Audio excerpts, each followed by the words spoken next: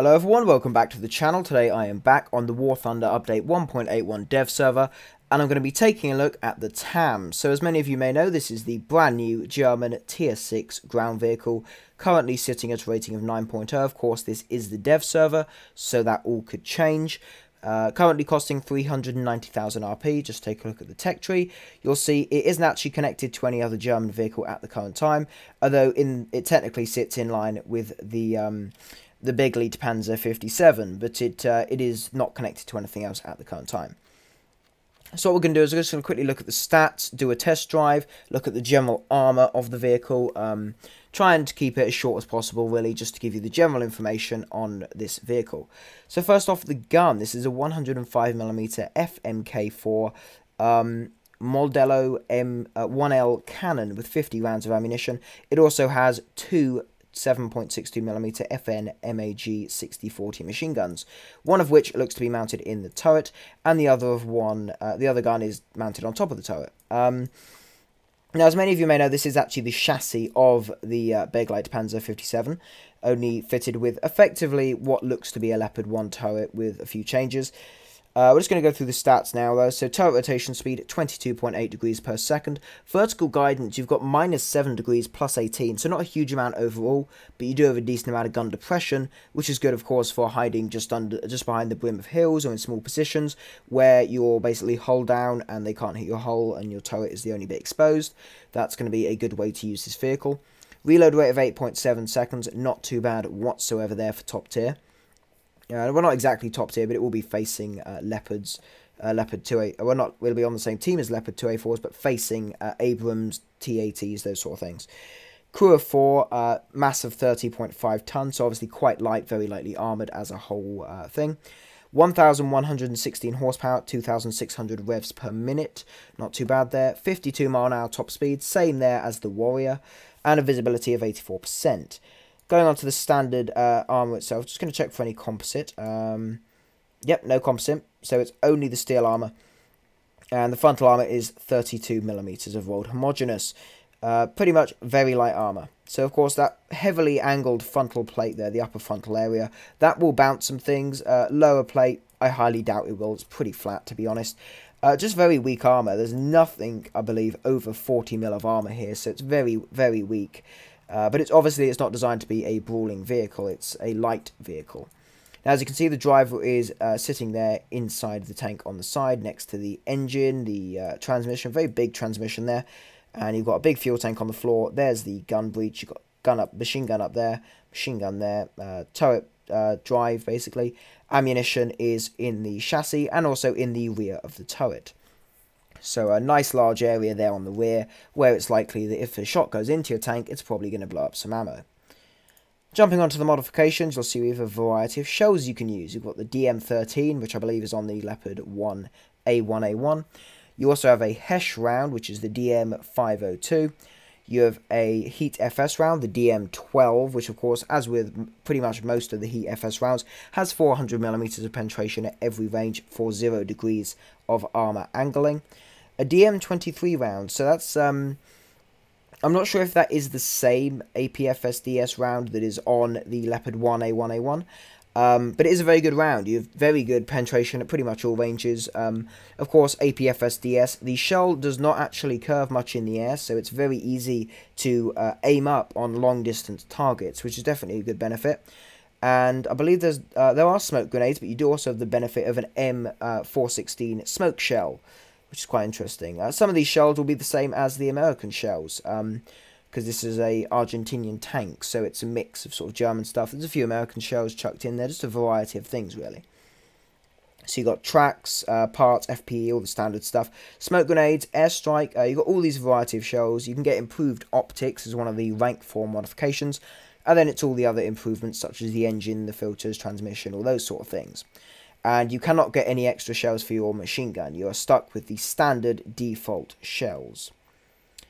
Okay, so let's give this thing a test drive, because I am very intrigued on how it's going to perform. So, actually, what I will do first, I'll do a protection analysis, just to demonstrate the weak armor of the vehicle. So what we're going to do is going to take a look, say, yeah, let's go with the XM803. It's going to probably face that. So we're going to go 1,000 meters, and you'll probably see Penetration possible everywhere. It's still possible on the angle, actually, from directly ahead, even at a high angle. Still possible. Now that armor mantlet from certain angles seems to be quite good, but of course penetration is possible absolutely everywhere, so don't really expect to take more than one shot from an enemy vehicle. So let's test. We're just going to take out the stock DM13 shell. I'm going to see how that performs against whatever we're facing. Since it's a tier 6, I presume it's going to be top tier, probably American vehicles, or Russian, actually. Well, let's see how this performs, though. I believe it'll be Russians. Are we against Russians? Yep.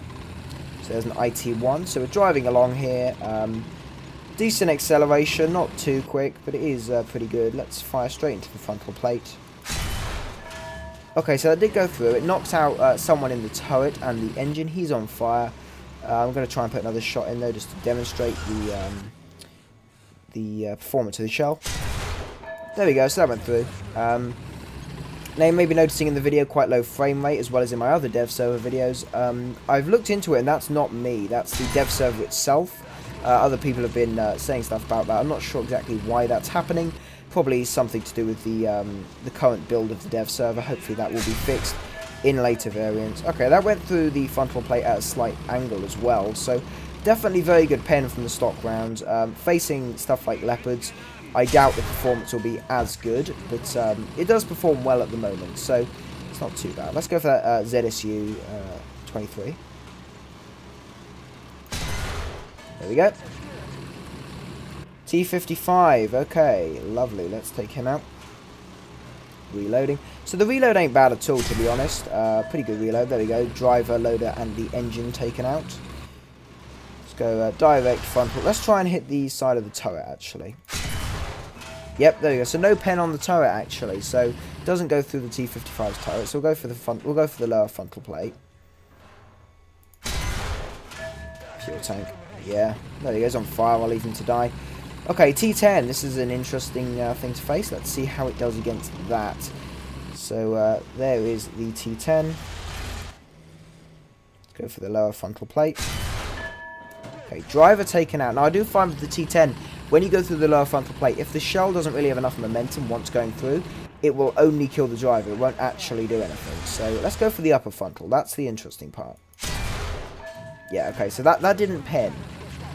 So I think it is going to be, like with the Leopard 1A1, it will be difficult to use these stock shells if you get up tiered. But I'm pretty sure that, like with the Leopard, as soon as you unlock those higher shells, like the APFSDS shells, you're definitely going to have a far easier time actually penning at angles, especially. They're fireproof there. So let's fire to the side armor. There we go, target destroyed. Okay, T64. This is that is a 9.7 tank. That is something you will be facing in this vehicle. So I think it's definitely worth giving that a go at facing it and seeing how it turns out. So first off, we'll go for the turret. I highly doubt this is going to pen, but we will see.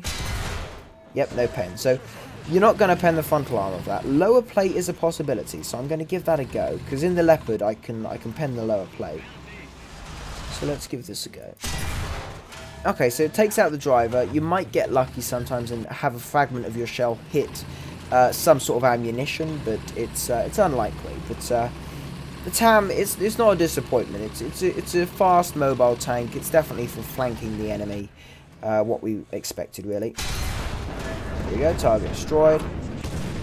Okay, I'm going to try a long shot on the T64B. Let's just get up this hill. Let's check the reverse speed out. So 7 miles an hour at reverse right now. 10 miles an hour. Okay, so it does accelerate quite well. I'm hitting 15 in reverse. I don't think there's a stabilizer though. That's a bit annoying. Okay, 21. So it is fast on reverse, but it takes a while to accelerate. So not a huge help really, but yeah. Okay, so is there a stabilizer? Okay, there's a stabilizer. Okay, let's fire at this T64 then. I need to aim a tad higher there. Should do. Okay, so let's. We should be able to go through the side armor from range, to be honest. Yeah, did a bit of damage, not too much. I want to try and hit the chassis side armor. There you go. Okay, so there we go. All vehicles destroyed in the test drive. The TAM, I think it's going to be good. It's going to be enjoyed by most people if they use it the way it's meant to be used. Don't dive into the enemy. You've got to flank the enemy, stay possibly in tree cover or in a well sort of covered position, and use that to your advantage. But there we go. That was the TAM, the new, basically Argentinian but German tank, effectively, as it was derived from the Begley Panzer 57 chassis with basically a German turret slapped on there. Anyway though, so that was the TAM. Thanks a lot for watching the video. If you did enjoy, please consider leaving a like, maybe even subscribe to the channel. If you do, that would be very much appreciated. Thanks again for watching, and I'll see you in the next one.